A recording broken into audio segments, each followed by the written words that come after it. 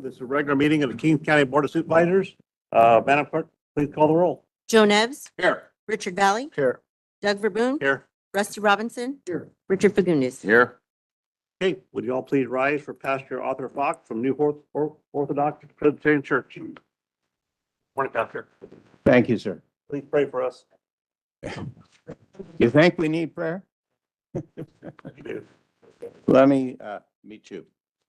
Let me read something I think you're all familiar with. And when you pray, do not heap up empty phrases as the Gentiles do, for they think that they will be heard for their many words. Do not be like them, for your Father knows what you need before you ask him. Pray then like this: Our Father in heaven, hallowed be your name. Your kingdom come. Your will be done on earth as it is in heaven. If you're like me, and I suspect we're all alike in this, we would rather our will was done. I can't believe I'm saying this. I'm 68 years old. And I feel like my parents, if they were around, be looking at our days, the situation we have as a country, is the world as it is. My father might be asking, why did I bother with World War II? And I have more conflicts when I don't trust the Lord's will is the best thing. And I'm sure at least some of you pray your will be done on earth as it is in heaven.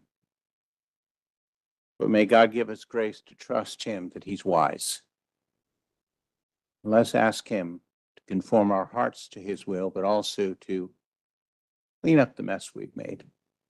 Let's pray.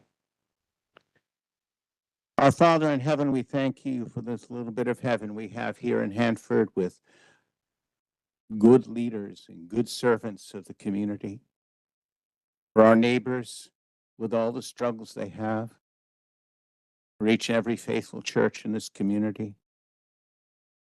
Father, we'd bring our concerns before you, the way society and morals have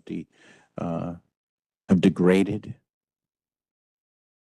But we ask, O Lord, that you would do your sovereign will and conform us to it and conform our hearts to it. Would you give these dear leaders of our community, of our county, wisdom? Give them help as they make decisions and help them to carry them forward. And in all things that are going on in our world, our society, our culture, and our state and our community. Father, your will be done here on earth as it is in heaven. And then help us to be satisfied with that and trust you. In Jesus' name, amen. Thank you. James Howell, this is our fire chief's last month of being a fire chief. Would you please lead us in the flag salute? I lead us to the flag of the United States of America and to the republic which stands one nation, indivisible, with liberty and justice for all.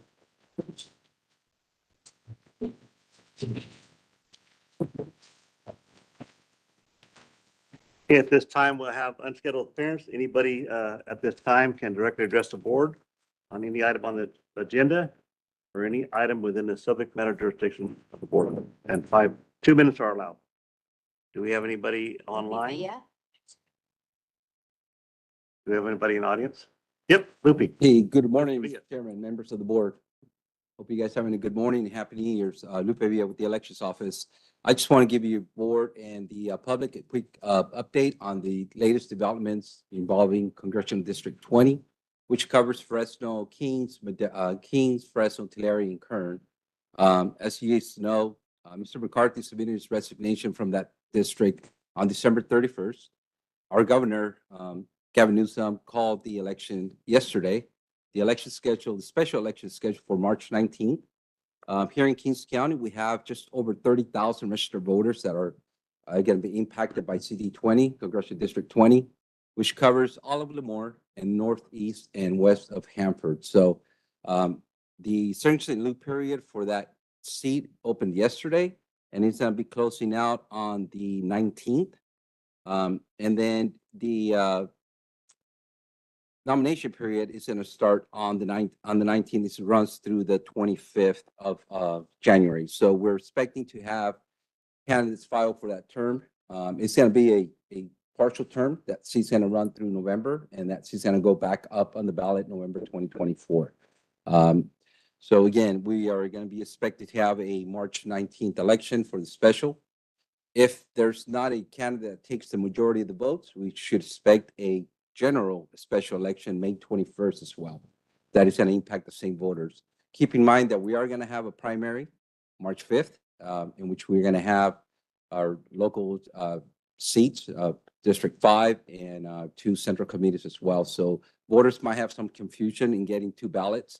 One of them starting February, the other one sometime in the middle of February for the CD20. So I ask that you please share with constituents the fact that we're going to be having 2 elections 2 weeks apart.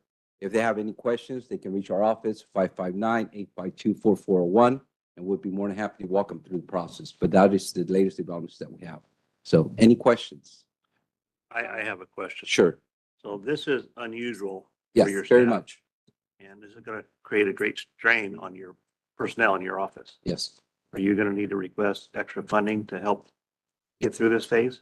More than likely we are. So any congressional, any federal, state, or local elections that involve, any congressional seat, Senate seat are not reimbursed by the state, including central committees. The only reimbursements that we get and we charge back are special district schools, hospitals, or water districts, and so on and so forth. But yes, it's going to be an impact. I've spoken to admin, communication with admin, to try to come up with a budget plan for this special election. So we're going to try to, guess how many people we're expecting to run for this seat. And hopefully there'll be a candidate that takes the majority of the vote so we can avoid the May 21st general election. But if not, there'll be an additional cost to the county. I'm estimated in the neighborhood about $150,000 for the March 19th special election. That's not including the cost of maybe $220,000 for the March 5th primary election. So Kings County will take a hit on that. And not just Kings, Fresno, Tulare, and Kern County, which holds the majority of that district as well. Okay. So, yep. Thank you. Keep us in mind, keep us posted so we can help any way we can. Yeah, we're ready. My staff is ready. We're ready for the challenge. I mean, it's that's what happens. It's a partial term. It's going to last for a few months and then it's back up on the ballot again. So that's the developments that we have for involved in CD20. So hopefully everything goes well, and I'm confident that we'll do good in Kings. So, all right. Thank you. Thank you so much. Hope you guys have a good day. Anybody else have any questions for? Okay. Do we have anybody else like to speak this morning? Sheriff? Good morning, members of the board, Mr. Chairman. Thanks for having me this morning. Really, I wanted to put something on everybody's radar. We have the road construction that's coming up in Stratford and Kettleman City with the bridge being torn down and repaired in Stratford, and then the roundabout in Kettleman City. Caltrans has recently put out what their recommended route of travel is for people traveling through those areas, and it takes people out of Kings County. That's going to have a big impact on those small businesses that are in Stratford and Kettleman City. When you reroute traffic out of Kings County, they're recommending go out 198 and then over to I-5. Obviously, you can still catch Kettleman City coming down the I-5, but it's really going to have an impact on those small businesses. So I'd like to see your board give some direction on some local routes, so that way we can keep the money coming to those small businesses during these long-term construction projects. Thank you. What? Go ahead. Sorry. Thank you, Mr. Chairman. Sheriff, thanks for that heads up. What, off the top of your head, what local routes? Well, for going through Stratford, Laurel to 22nd Avenue, I drove that route yesterday. It's not bad. When the rains come, it's a little challenging. For the travel trailers and stuff that are going to go through there, it might be good to have the roads department come through there to make sure that everything looks okay. Because people are going to be taking those routes, even though they're not the Caltrans recommended routes. I'm not sure because I haven't seen the recommended routes from Caltrans yet on the roundabout when the roundabout starts in Kettleman City, but the Stratford project is scheduled to start next month, where that's going to be shut down and people are going to be trying to find a way through there. And so I think that we just, I think locally, I'd like to see our board really make some recommendations for local traffic to still get through those areas, to keep those businesses going where they don't have the loss of revenue over the next 6 months to a year. Because it looks like that the Stratford Bridge project is going to roll right into the roundabout project and the bridge project in Kettleman City. And if we don't have pathways for people to still use those businesses, they're going to lose out on some money. And the other part of that too, obviously, is still the negative impacts of the flood. So even from Corcoran, if I want to get to the other side of my district, get to Avenel, it's cutting through Stratford, right? And then 41, or the quickest way to me, and I like, is Utica, but I haven't been able to use Utica. So now I got to go to Alpaw, backtrack from Alpaw, head north again to catch Utica on the part that we're allowed to drive. And then Right. And Utica as you know, I- most of those roads are still shut down there. I was able to drive 19th Avenue to Pueblo to 10th Avenue yesterday. Those roads are closed, but they're traversable now. They need some cleanup and they need some work, but they're traversable now. And so, yeah, you know, the impacts of 41 being impacted are going to have an impact on folks just trying to find ways through those areas. And, you know, my point here this morning is I don't want to see the loss of revenue that Kings County is going to see on the sales tax revenue that we do get from those businesses in Stratford and Kettleman City over the next year when all this road construction is taking place on 41. So I think some local routes to keep those folks traveling through Kings County and spending their money here is a positive thing. Sure. Thanks, Sheriff. Thank you. Anybody else? Anybody online? We I'll see. received no written comments and I do not see anyone with their hands raised. Okay. At that point, we'll close unscheduled appearances and move on now to approval of minutes. Item A, report out of closed session from regular meeting for January 2nd, 2024. There's nothing to report. Nothing to report. We'll move on now to item B, which is approval of the minutes from the regular meeting of January 2nd, 2024. Moved by Supervisor Robinson. Second by Supervisor Fagundes. Madam Clerk, please call the roll. Joe Nevs. Yes. Richard Valley. Aye. Doug Verboon. Yes. Rusty Robinson. Yes. Richard Fagundes. Yes. Okay, 5 in favor. It is passed. Move on now to consent calendar. All items on the consent calendar can be listed as one motion, unless you want to pull one. I have a motion. So moved. Moved by Supervisor Fagundes, second by Supervisor Neves. Madam Clerk, please call the roll. Joe Nevs. Yes. Richard Valley. Aye. Doug Verboon. Yes. Rusty Robinson. Yes. Richard Fagundes. Yes. Okay, 5 in favor. Consent calendar has been presented as approved as presented. And we'll move on now to administration, and we have chemical waste management. Mr. Bob Henry. Good morning. Good morning, Mr. Chairman, members of the Kings County Board of Supervisors. Bob Henry, Senior District Manager for the Chemical Waste Management Kettleman Hills Facility. Quarterly report of activities. Last report was on October 10th of 2023. Got a few items this morning, some good stuff. Past activities, October 19th, County Administrative Officer was at the facility for KHF provided a facility overview and a facility tour. Also on October 19th, KHF was at the Kettleman City Public Safety event. Waste Management was an event sponsor and was present with an information booth. And the food was good, guys. So did good. October 26th, Kings County Environmental Health Services was at KHF. Monthly unannounced facility inspection for landfills B17, that's the MSW landfill, B18, the Has landfill, B19, an MSW landfill, it's under partial closure or interim closure. No violations, no area of concern. October 27th, KHF was at the Kettleman City Elementary School Annual Carnival. It's a fundraiser for the 8th grade class for their trip. Waste Management provided light plants for the event and was an event sponsor. November 15th, Kings County Environmental Health Services out at the facility again for their monthly announced facility inspection. No violations, no area of concern. November 21, Supervisor Valley's annual Operation Gobble Gobble, Thanksgiving turkeys for needy families in Avenel and Kettleman. Waste Management was one of the event sponsors and assisted with the distribution. So I think it went really well. I know you were mainly in Avenel. We were over Avenel, then came to Kettleman.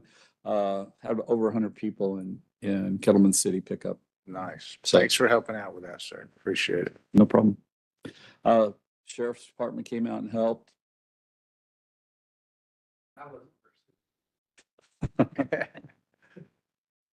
Let's see what else. December 14th, Kings County out for their monthly unannounced facility inspection, no violations, no area of concern. December 15th, KHF was at the Kettleman City Foundation. KHF sponsored the Christmas senior luncheon. So we had a luncheon for all the seniors. We had about 50 people present and then about another 10 that we delivered to. So it was a nice event for the seniors in Kettleman City. December 27th, DTSC at KHF, unannounced focused inspection of the drum storage unit. What DTSC will do is will either come out and do a facility-wide, which they usually do early in the year. They'll do a facility-wide inspection, go over our drum storage unit, our bulk storage unit, the HAZ landfill, anything and everything, records review. And then later in the year, they'll do what we call focused or what they call focused inspection. So just focus on one area and focus in on that and look at, in this case, it was our drum storage unit. They'll look at every container that we have up there. We usually will have anywhere from 1,500 to 2,000 pieces. Okay. Can hold up to 9,000 55-gallon equivalents. They'll look at drums. They'll make sure the labels are on there, make sure the labels are right, make sure they're within compliance.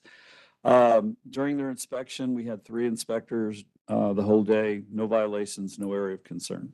So good inspection result.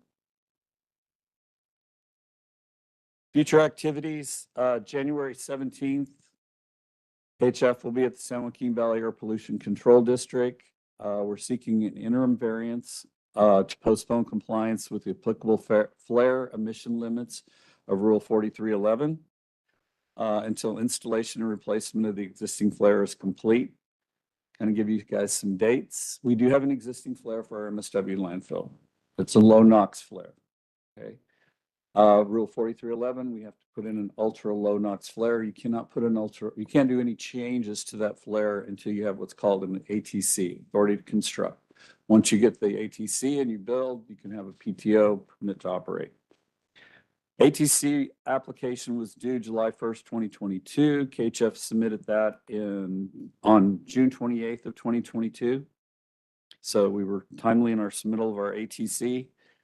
ATC did not get approved till December 26th of 2023. And I was supposed to have it up and running with the source tests by December 31st of 2023. So it only gave me about 5 days. So what we're asking for is a variance to get that unit constructed. We'll do everything we can to expedite it, get it going, get it up and running. But there just isn't enough time. There was only 5 days. So I'm looking for relief from Rule 4311. So I don't receive a violation. So I don't receive penalties during the construction of that unit. Okay. I do have one. It's not at our location because I cannot bring it in, but we do have one. But 5 days or the holidays is like 3 months in regular time. Yeah. So anyway, so we'll be up in front of the hearing board on January 17th. KHF continues also under future or ongoing activity. KHF continues closure work on landfill B19, the MSW landfill, and construction work on landfill unit B17 phase C1. So B19 is our old MSW unit. We're closing it out. B17 is our active MSW unit. We have phases A, B, and C. C is subdivided into 3 pieces, C1, C2, C3. We're building C1 at this time. So we should have it done somewhere April, May. It's not a real accelerated schedule, so we're just kind of doing it as the rains allow. So B19 closure should be done in January this month. So that one will be done this month, but B17 phase C1 take a little bit longer. So just kind of wait for the nicer weather to put down the liners, what have you. Okay. All right. Last, permitting, DTSC Part B permit renewal. This is a tentative schedule. DTSC to complete their technical review, first quarter of 24. I believe that's done already. DTSC to make a draft permit decision, first quarter of 24. They're real close to having one of those. Okay. DTSC to go up for public comment as soon as they make their draft decision, then they'll go out for a public comment. and, or they'll end up having a public meeting, and then they'll have a public hearing.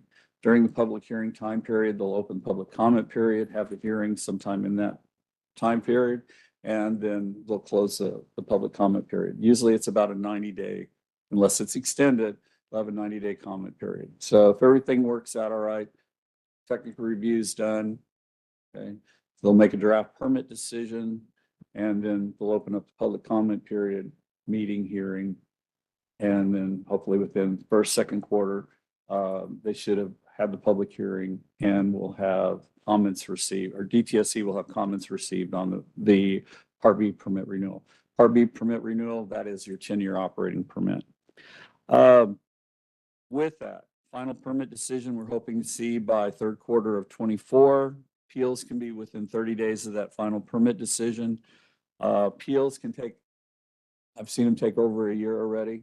So with some of the permits that have to go through the new hearing board, we'll see. Could be as quickly as 1 quarter, could be, as long as a year. So first step though, technical review done, draft permit decision, public meeting, public hearing, close the comment period, start answering the questions from community agencies, whoever it might be.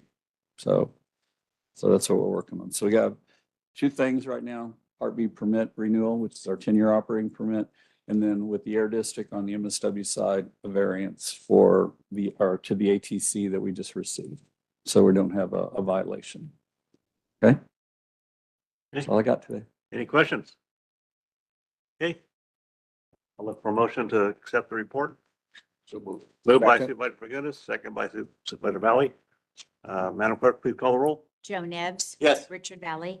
Doug Verboon. Yes. Rusty Robinson. Yes. Richard Fagundes. Yes. Okay, thank you, Mr. Henry. Appreciate it. Move on now to the next item, which is item B, Community Development Agency, Mr. Chuck Kinney. Morning, Chuck. Good morning, Morning, sir. Mr. Chairman, members of the board. Chuck Kinney, Kings County Community Development Agency Director. In 2008, our county began a comprehensive general plan update, which was adopted by your board on January 26th of 2010.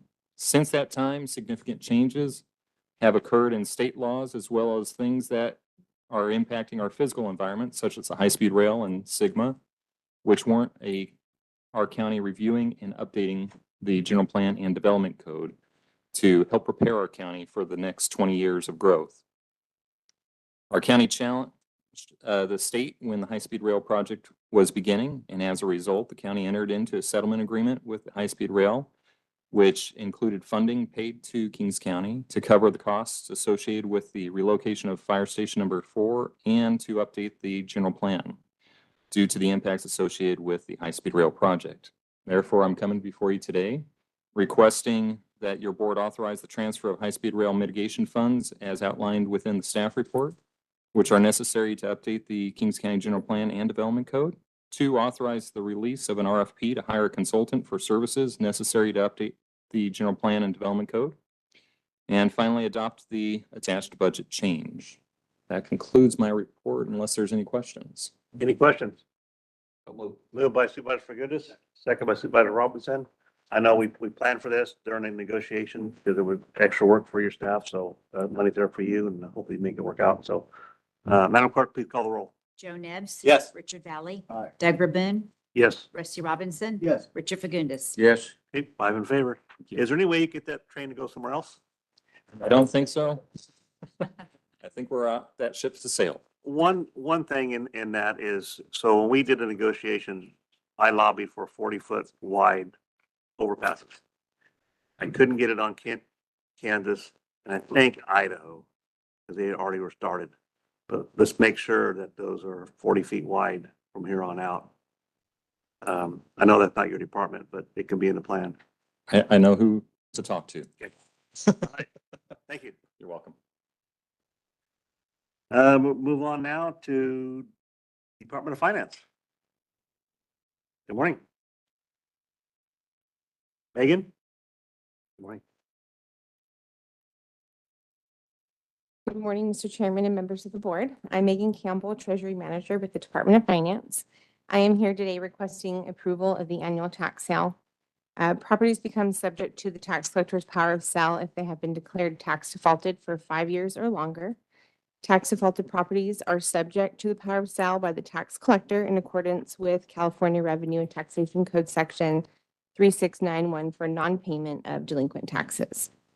In order to reduce the amount of properties going to auction, the tax collector's office sends out delinquent notices twice a year, publishes the list with the Hanford Sentinel, and sends out multiple letters notifying the owners that the property will be sold at auction. We also attempt to contact the owners of the property by phone to explain the tax sale process and to answer any questions they may have.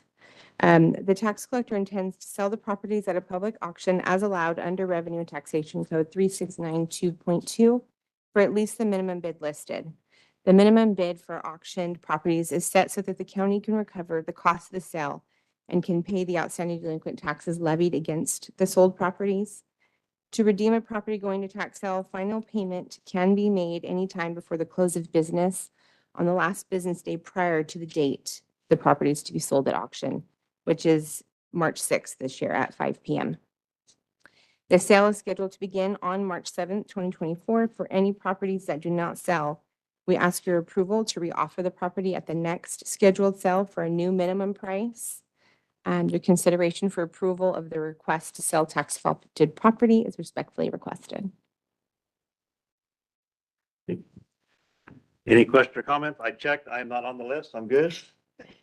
Okay, Mr. Robinson.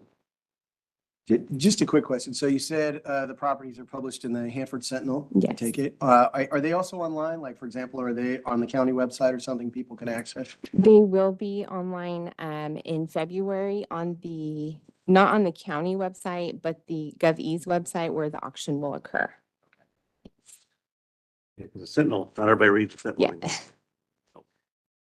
Thank you very much. Any other questions? Yeah, how the hell were you able to read that? You was able, I- you was actually able to read that? Not even with those, man. That's like the smallest Is it tiny? font in the world right there. I'll work on making that bigger. Sorry about that. Okay. Motion approved. Second by Second. Supervisor Robinson, second by Supervisor Valley. Madam Clerk, please call the roll. Joe Nevs. Yes. Richard Valley. Aye. Doug Verboon. Yes. Rusty Robinson. Yes. Richard Fagundes. Yes. Okay, 5 in favor and passed. Thank you. So item 2, For our second item today, I come before your board with a request to sell two tax defaulted properties for non-payment of delinquent property taxes consisting of 5 years or longer through a sealed bid sale. A sealed bid tax sale is different from a regular public auction because these are properties that have been rendered unusable due to their size, location, or other conditions outlined in the Revenue and Taxation Code. As a result, the Revenue and Taxation Code allows the tax collector to offer these parcels for sale exclusively to owners of contiguous or connected property or to a holder of record, either a predominant easement or right-of-way easement. The tax collector contracts with a third-party vendor, First Corporate Solutions, to make the determination and recommendation to sell these properties through a sealed bid sale. The properties are subject to the tax collector's power to sell are listed on the authorization and report of sales report. The properties are to be sold through a sealed bid sale on March 7th of 2024. The minimum bid prices are set to recover the cost of the sale and delinquent taxes owed on each property. With that being said, we respectfully request your authorization to approve the request to sell the tax defaulted property subject to the power of sale at a sealed bid sale and the authorization and report of sales, and authorize the Assistant Director of Finance to reduce the minimum price if no bids are received during the initial auction, and approve the reoffer of unsold parcels at the next scheduled auction within 90 days with parties of interest notification. Thank you. thank you. Any questions or comments? Motion approved. Moved by Valley, seconded by Supervisor Fagundes. Madam Clerk, please call the roll. Joe Nevs. Yes. Richard Valley. Aye. Doug Verboon. Yes. Rusty Robinson. Yes. Richard Fagundes. Yes. Thank you very Thank you much. so much. Okay, move on out administration, and we have Kyria Martinez. Good morning, board members. The Rural County Representatives of California, RCRC, is dedicated to representing the collective unique interest of its memberships, providing legislative and regulatory representation at all state and federal levels, and providing responsible services for its members to enhance and protect the quality of life in rural California counties. RCRC is a 39-member county strong organizations, and champions on the behalf of California Rural County. Within the RCRC exists affiliate organizations such as the Golden State Finance Authority, Golden State Connect Authority, the Rural Counties Environmental Services Joint Power Authority. On November 8th, 2022, Kings County adopted resolutions in support of joining RCRC, and we've been a member since. Members of Board of the Directors and alternatives are elected by the respective boards of supervisors for a one-year term of office commencing the first RCRC board meeting, which is scheduled on January 17th this year. Any member of the Board of Supervisors are eligible for the membership. The administrative office makes no recommendation on the commission and advisory board's appointment. So at this time, the recommendation is to appoint a delegate supervisor to the rural RCRC Representative Board of Directors, alternative to the Rural County Representative California Boards of Directors, a delegate for the Golden State Finance Authority, an alternative for the Golden State Finance Authority, a delegate for the Golden State Connect Authority, and an alternative supervisor for the Golden State Connect Authority, a delegate for the Rural Counties Environmental Service Joint Authority, and an alternative supervisor for the Rural County Environmental Services Joint Power Authority. That concludes my report. Any questions or comments? So I was a representative last year and Rusty was alternate. And I missed a few meetings. Rusty filled in just fine. You need to belong, as a member, you need to belong to all of it the same because they just could, go from one meeting to another. You don't leave, it'd be wasteful to send different people on different committees. So I would like to do it again if I could. Are there no other questions, Council Chairman? I motion that Supervisor Chairman Verboen be the delegate, represent Kings County on all these committees from items A through H, and Supervisor Rusty Robinson be the alternate for those same committees. Motion by Supervisor Valley, second by Supervisor Fagundes. You okay with that? Okay, Madam Clerk, please call the roll. Joe Nevs, Yes. Richard Valley. Aye. Doug Verboen, Yes. Rusty Robinson. Yes. Richard Fagundes. Yes. Okay, very good. That means you carry on my book. I've had a little practice now, getting better. And you do the driving. We take the train. Yeah. We're green. Nice.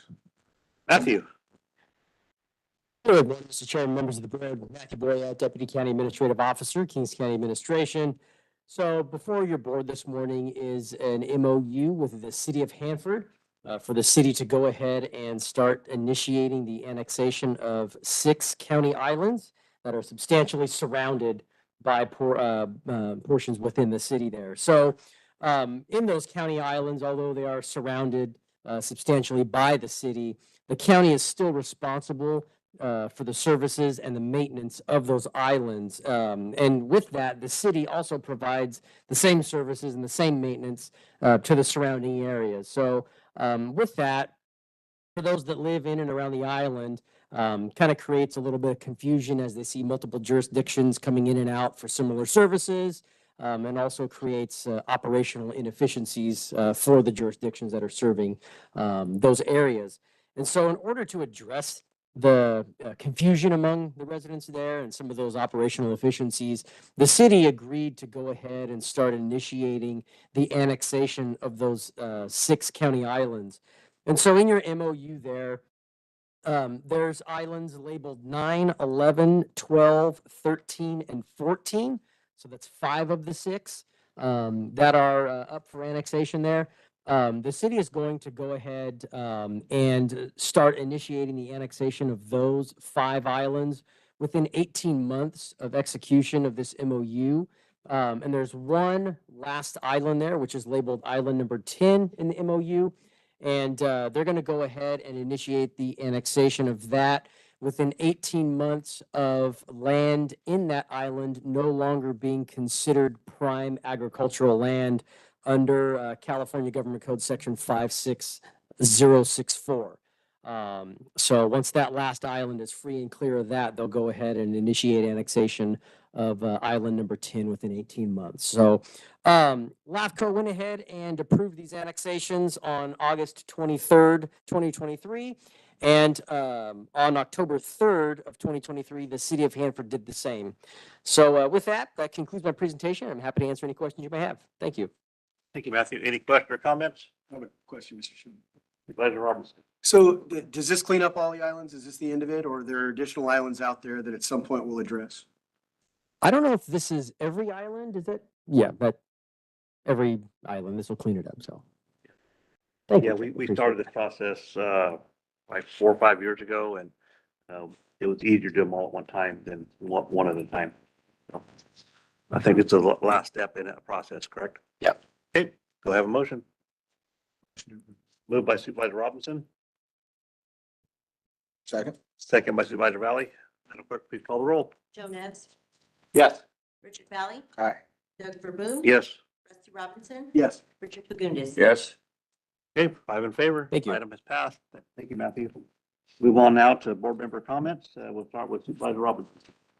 Let's see, yesterday I met with Roger Isom. He's the head of the California Cotton Growers Association, also Western Ag Processors Association, and Laura Brown. And we just discussed airborne issues. They have some concerns of just various things that are coming up and lobbying and so forth. Also spoke to the new police chief, Chief Huddleston, on homeless issues and just kind of where we're at and how the situation is and how we can improve it. Okay, thank you. Supervisor Valley. Yes, it's like to recognize National Law Enforcement Appreciation Day, right, Sheriff? Today, so big thank you to all those who protect and serve our communities across America. Thank you. Thank you. Supervisor Fagundes. Supervisor Nevs. Yep, thank you. American Legion breakfast on Friday and then West Hills College basketball last week, and they'll start conference play tomorrow, January 10th. Thank you. Very much. So last Wednesday night, I was asked to speak at the Hanford Sunset Rotary. And it's at the King's Historical Building in Grangeville. So I thought we'd do a little history. So I talked about the process we went through to get the old hospital remodeled.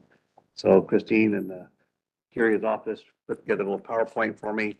And we talked about what the hospital looked like when it was built, what it looked like before we decided to take it apart, put the resolution in there, talked about how we got the 3rd floor and it got the basement made into a bigger one. And it also talked about the preservation of our journals that we have for our meetings here from 1893. I try to get away from talking about water. I don't want to talk about preserving the county's history for the next 200 years. So I got done with the presentation, only about 15, 20 minutes. And the first question was, they want to talk about water. So kind of defeated the purpose, but it was a good meeting and had a good time there. So with that, we'll move on now to upcoming events. Here. Thank you, Mr. Chairman. The board received on December 2023, the monthly Kings County Investment Pool Transaction Activity Report for upcoming events. The Kings County Veterans Support Group will meet January 9th today from 5:30 to 7:30 at the Veterans Memorial Hall in Hanford. This Thursday is the Kings County Blood Drive, which will take place from 9 a.m. to 1 p.m. At the Old Sheriff's Parking Lot located on Mathard Drive. Walk-ins are accepted or participants can register online beforehand. There's about 20 slots left. The Kings County Library will be hosting a local author meet and greet book signing event with various authors on Saturday, January 20th from 11 to 2 p.m. And lastly, the Children's Storybook Garden Museum will be hosting a tea party on Saturday, February 10th from 10 a.m. to 12 p.m. Tickets are $30 per child, $10 per adult. For upcoming agenda items, the following items are for January 23rd. Next Tuesday, there is no board meeting due to the holiday. Administration has 2 items regarding a standard agreement for this SB 81 Juvenile Center remodel and a study session on the 2024 legislative platform update.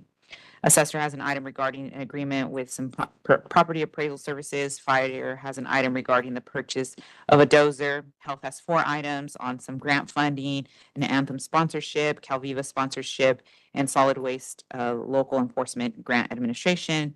Public Works has 2 items on some in lieu parcel maps, and the sheriff office has 2 items on some vehicle VIN exemption requests and agreement with Evidence IQ Incorporated. That concludes my report. Thank you. Okay, thank you. At this time, we'll move on now to closed session for personal matter, public employee appointment, personal matter, public employee appointment, library director, fire chief, personal matter, general liability settlement, and litigation initiated formally titled El Rico versus Kings County. And if meeting is adjourned, we will be back here at 11 o'clock for California.